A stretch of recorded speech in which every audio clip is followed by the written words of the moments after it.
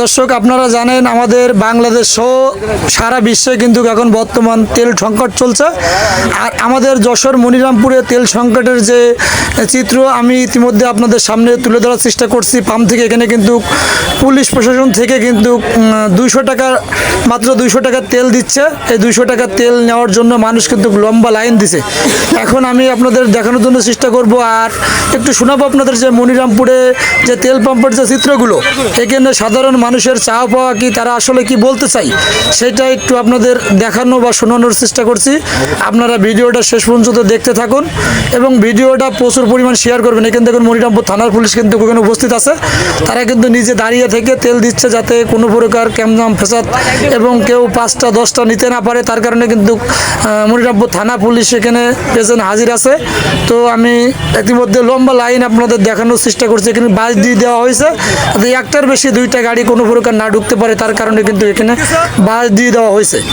এবং পিছের রাস্তার থেকে শুরু করে তেল পাম্পের একদম গোড়া পর্যন্ত কিন্তু এরকম জ্যাম লেগে আছে। আমি সাধারণ মানুষের কাছে কিন্তু প্রশ্ন করছি, সাধারণ মানুষ বিভিন্ন রকম উত্তর দিছে। তো আপনারা সাধারণ মানুষ কি বলে একটু আপনাদের একটু শুনতে থাকুন এবং আমি আপনাদের একটু দেখাবো যে আসলেই মানুষের যে সাধারণ মানুষের কয়টা তেল লাগবে বা কয়টা তেল তারা পাচ্ছে, কত সময় ধরে দাঁড়িয়ে আছে, এটা কিন্তু আপনাদের দেখানোর চেষ্টা করছি। আসলে সবাই তো কথা বলতে চায় না এবং বলে না। দেখি আমার এই ভাইয়েরা অনেকজন অনেক কিছুই বলছে, তো আমি আপনাদের একটু দেখানোর চেষ্টা করছি। আপনাদের বলেন একটু। তো ভাই এই সারা 2-3 ঘন্টা দাঁড়ায় পড়ি, প্রতিদিন তেল পাতি 5.5 ঘন্টা পরে। কয় লিটার তেল দিয়েছিল আপনাদের? 200 টাকা তেল দিলে তো 200 টাকা তেল দিতে চলতে 80-85 কিলো থাকে। এখন তেলের লিটার কত নিচ্ছে? তেলের লিটার দেখছি 16 টাকা দিচ্ছে। গাড়ি চালালে তেল 200 টাকার তেলে চলছে তো 85 কিলো। তো এ ভাই কিন্তু বলছিল 200 টাকার তেল দিচ্ছে, তাতে করে 70 কিলো 80 কিলো গাড়ি চলছে। আমার এ ভাই কি বলে একটু শুনি। তেল দিতেন তাহলে খুব ভালো হতো। 500 টাকার তেল দিলে ভালো হতো। এত তেল আপনার কিসে লাগবে? 200 টাকা না, 500। আপনি প্রত্যেকদিন কত কিলোমিটার গাড়ি চালান যে এত তেল লাগবে আপনার? ধরেন আমি তো দৈনিক আসা সম্ভব না, তাই না? মনিরামপুরের শেষ সীমান্ত থেকে যদি মনিরামপুরের বুকে তেল দিতে আসতে হয়। মনিরামপুরে মানুষের চাওয়া পাওয়ার কথাটা আপনারা একটু শুনতে পাচ্ছেন যে আসলে তারা কি চাচ্ছে। 500 টাকার তেল 5। তো আপনারা কিন্তু দেখছেন আমার এই ভাই বলছে আমার 500 টাকার তেল দিলে দিনে আমি চলতে পারি, বা 500 টাকার তেল কম দিলে আমাদের হয় না। আমার এই আঙ্কেল কিছু বলবে, একটু শুনি। কি তেলের খুব সংকট? হ্যাঁ, তেলের খুব সংকট চলতেছে। এখানে লাইন দিয়ে সকাল থেকে আমরা কোনো তেল পাচ্ছি না। এখানে কত সময় আছে লাইনে? এখানে তা ঘন্টা 2 উপরে।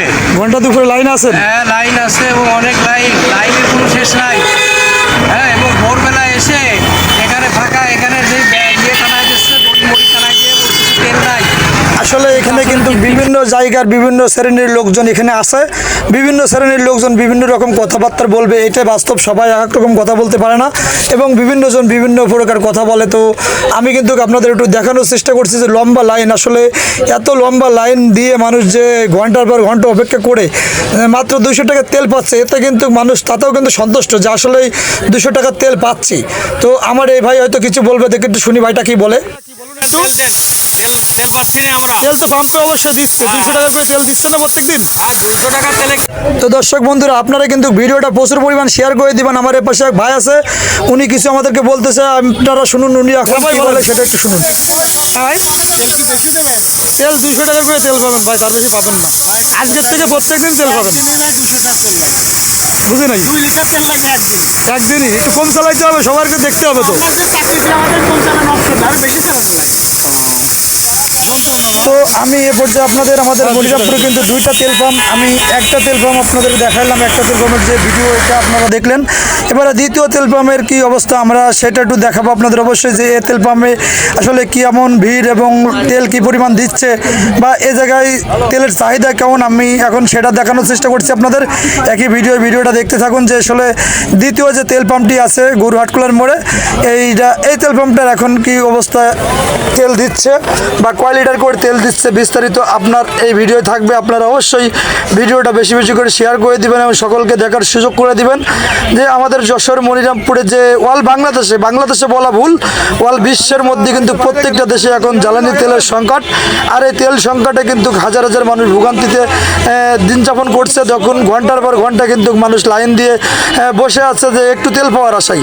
মাত্র 200 টাকা তেল দিচ্ছে এবং কারো চাওয়া পাওয়া অনেক, যে অনেক টাকা তেল লাগবে বা আছে কম টাকার তেল হলে কিন্তু হবে না। দেখি আমার এ ভাই কি বলে একটু সেটা শুনি। লম্বা লাইন দিয়ে তেল নিচ্ছেন, এতে আপনাদের কেমন লাগছে? খুব ভালো লাগতেছে ভাই, 2 ঘন্টা সিরিয়াল ভাই, 2 ঘন্টা সিরিয়াল দিচ্ছেন? জি ভাই। এখনো তেল পান নাই? না ভাই, কয়টা করে তেল দিচ্ছে জানেন? 200 টাকার তেল দিচ্ছে ভাই। 200 টাকার তেল, এটা কি হবে আপনার?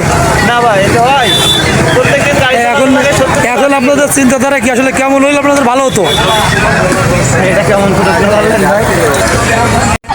আসলে ভাই কেমন প্রশ্ন বললে হবে না, এটি সাধারণ একটি প্রশ্ন যে আপনি বলতে পারেন যে আমার 5 লিটার কি 10 লিটার তেল দিলে আমি ভালোভাবে গাড়ি চালাতে পারতাম এবং হোলসেল দোকানে যেরকম খোলা বাজারে যেরকম তেল পাওয়া যেত এরকম তেল হয়তো পেলে আমার ভালো হতো, আপনি যে কোনো একটি বক্তব্য দিতে পারতেন।